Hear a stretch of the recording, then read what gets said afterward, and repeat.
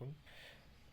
इस लेक्चर में हम डिस्कस करेंगे capacitor. What is mean by capacitor? The device consisting of two metal plates using for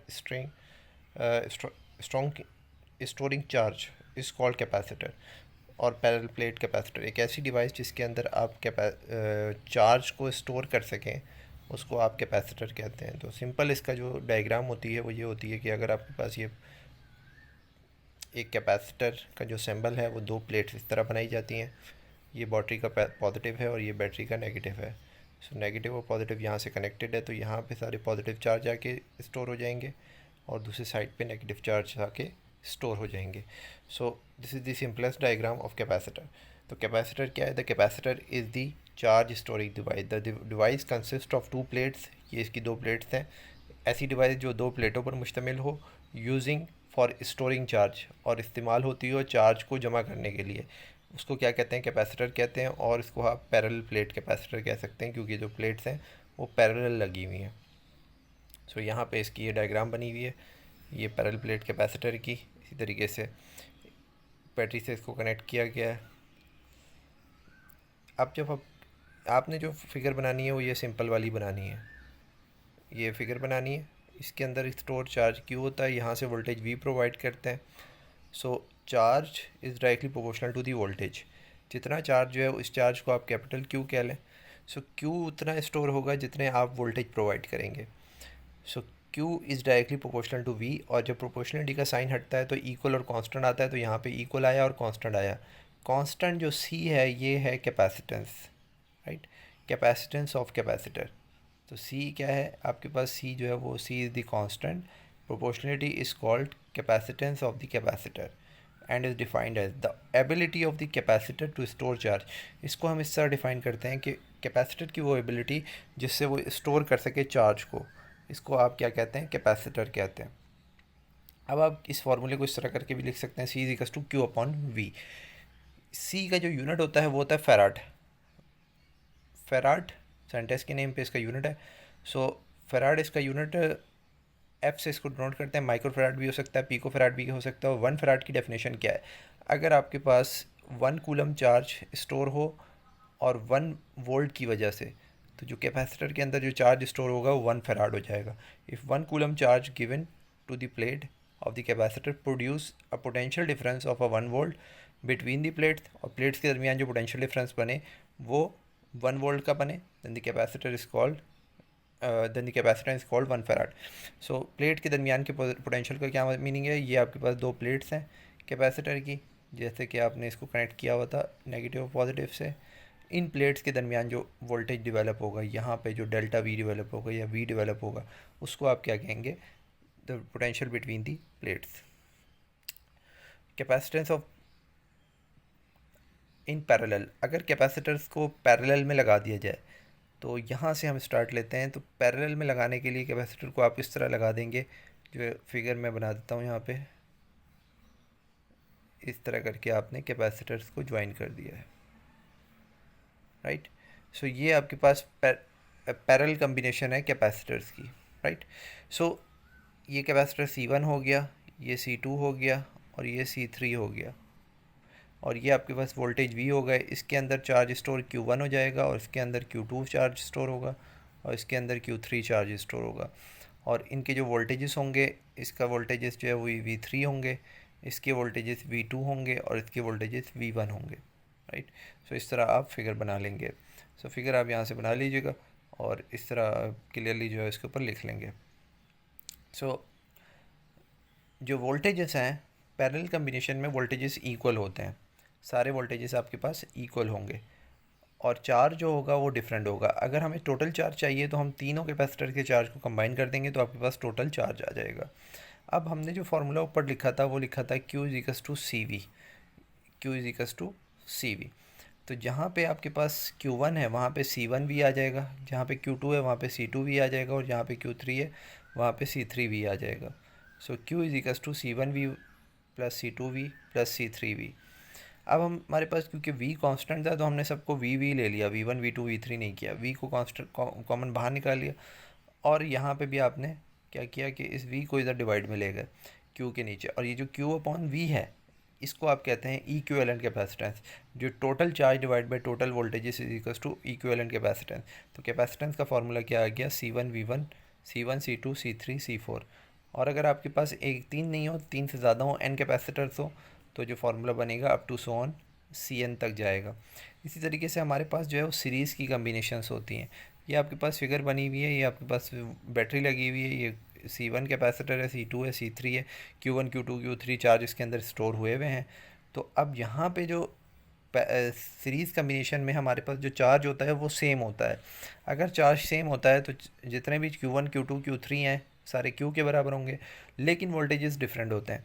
तो voltages को आपने अगर टोटल वोल्टेजेस निकालने हैं तो आपने सारे वोल्टेजेस सम करने पड़ेंगे, V1 V2 V3 V4 up to so on, जितने भी आपके पास कैपेसिटर लगे। अभी हमारे पास 3 लगे हुए हैं तो 3 तक हो गया।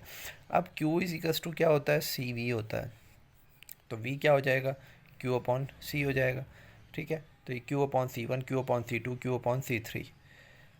Q आप कॉमन निकाल लें, 1/C1 1/C2 1/C3 करके V upon Q is equals to 1/C1 1/C2 1/C3।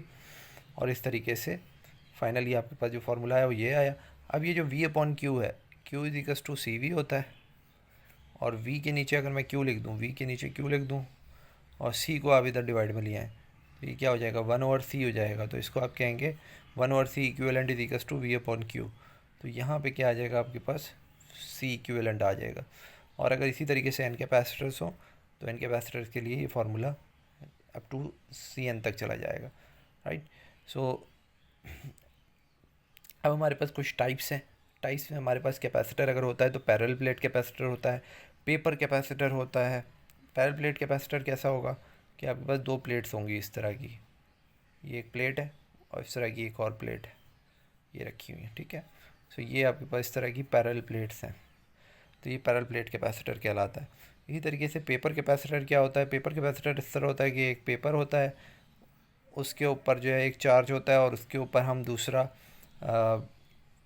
कोई भी जो है दूसरा मटेरियल ले लेते हैं। तो यहाँ पे क्या लिखा है, the paper capacitor as a cylindrical shape usually oiled और ग्रीस्ड पेपर और a thin plastic sheet is used as a dielectric between two aluminium foils. The paper plastic sheet is firmly rolled in the form of cylinder and is then enclosed in। तो होता ये है कि आपके पास एक बड़ा सा पेपर होता है, उस पेपर को हम एक सिलेंडर के ऊपर रोल करवा देते हैं, ठीक है। इसके ऊपर इस तरह से आप पेपर चढ़ा देते हैं, तो ये एक कैपेसिटर टाइप बन जाता है। इसी की तरह जो है वो आपके पास मैक कैपेसिटर होता है। ये कैपेसिटर बहुत स्मॉल साइज़ के होते हैं। Use dielectric between the two metal plates, दो मेटल स्मॉल सी प्लेट्स होती हैं, उनके दरमियान जो है एक डाइलेक्ट्रिक रखा हुआ होता है। येलो कलर में आपको ये नज़र आ जाते हैं। वेरिएबल कैपेसिटर क्या होता है, वेरिएबल कैपेसिटर इसकी आप कैपेसिटेंस चेंज कर सकें। अब हमारे पास इस तरह की डी शेप की बहुत सारी प्लेट्स हैं, ये प्लेट्स एक के पीछे एक लगी हुई हैं, ठीक है। अब आपने क्या करना है कि आपको कैपेसिटेंस जो है वो थोड़ी चाहिए, तो हमने क्या किया कि इस प्लेट को ऊपर कर दिया, एक प्लेट को ऐसे करके ऊपर ऊपर कर दिया, एक को हटा दिया। जितनी प्लेट्स कम हो जाएंगी उतनी कैपेसिटेंस कम हो जाएंगी, जितनी प्लेट्स ज़्यादा होंगी उतना ज़्यादा चार्ज स्टोर होगा। अब ये कैपेसिटर एक तरह से सीरीज़ कम्बिनेशन बनी हुई है पूरी कैपेसिटर की। तो ये एक कैपेसिटर कहलाएगा, ये दो प्लेट्स जो आपको नज़र आ रही हैं, फिर दो जो है वो दूसरा कैपेसिटर बन जाएगा, फिर आगे तीसरा कैपेसिटर बन जाएगा। अब आप इसमें से कैपेसिटर कम कैसे कर सकते हैं कि इस डी को ऐसे करके उल्टा कर दें, कि ये सिस्टम होता है कि इस डी को हम ऐसे ऊपर करके ऊपर ले आएँ। तो ये कहलाती है आपके पास disc variable capacitor. Electrolytic capacitor, एक इलेक्ट्रोलाइटिक कैपेसिटर होता है often use to store large amount of charge relative 16 what voltage as shown. It consist of a metal foil in contact with an electrolyte a solution. एक आपके पास जो है वो metal होता है और मेटल जो है वो इलेक्ट्रोलाइट के अंदर डिप होता है। ये इलेक्ट्रोलाइट जो है वो एक प्लेट का काम करता है और उसके अंदर जो आप इलेक्ट्रोड डिप करते हैं वो दूसरी प्लेट का काम कर रहा होता है। सो कैपेसिटर यूज़ क्यों होता है, capacitor is the charge storing device को आप यूज़ करते हैं कोई भी बड़ी अप्लायंस चलाने के लिए। जैसे कि आपके घर की मोटर है, वो मोटर जो है वो लेट्स से कि 1000 वोल्ट से स्टार्ट होती है, लेकिन आपके घर में 1000 वोल्ट नहीं आते हैं, तो हम क्या करते हैं उसके अंदर एक कैपेसिटर लगाते हैं। पहले कैपेसिटर जो है वो जो 220 वोल्ट आते हैं वो कैपेसिटर जो है, उस कैपेसिटर के अंदर वो वोल्टेज स्टोर हो जाते हैं और फिर वो इस मोटर को सप्लाई हो जाते हैं। तो इस तरह मोटर एक बार स्टार्ट हो जाती है। जैसे ही मोटर स्टार्ट हो जाती है, अब उसको 220 वोल्ट कैपेसिटर को मिलते रहते हैं, कैपेसिटर चार्ज होता रहता है और जो है वो अपने जो वोल्टेजेस हैं वो आगे ट्रांसफ़र करता रहता है। तो इस तरीके से हमारे पास जो बनता है